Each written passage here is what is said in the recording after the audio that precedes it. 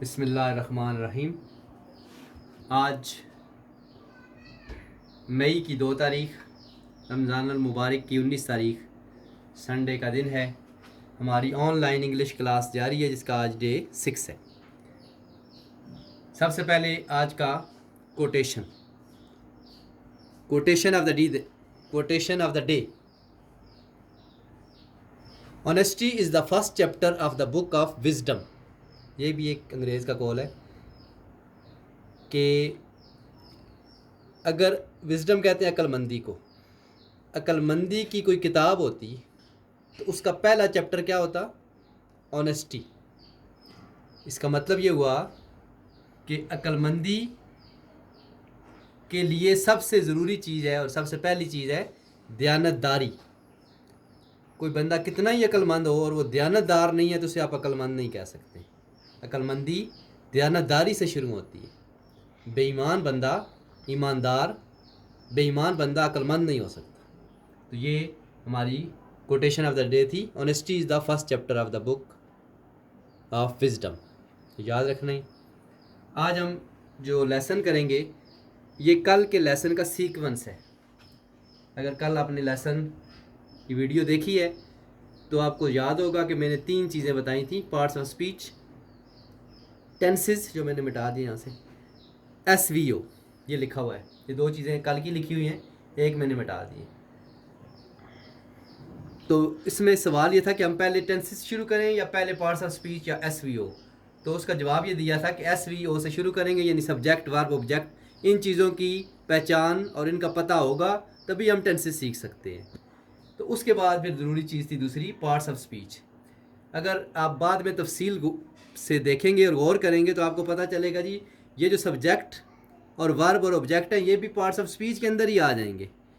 इसका मतलब है कि हमें सबसे पहले जो चीज़ सीखनी है वो पार्ट्स ऑफ स्पीच है।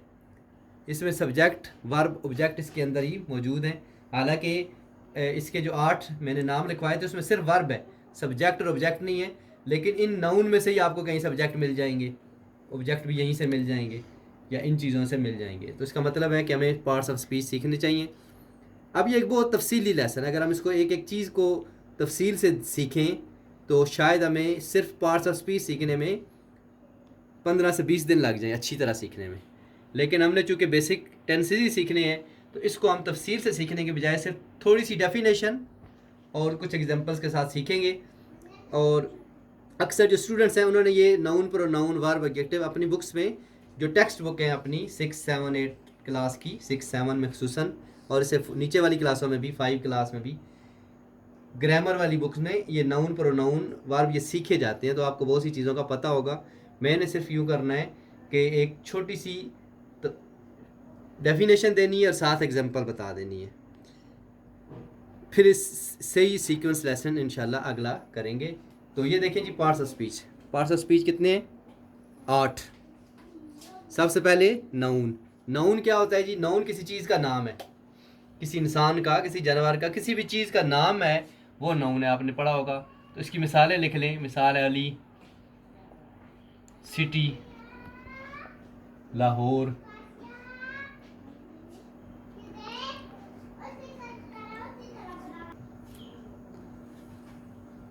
टिकट।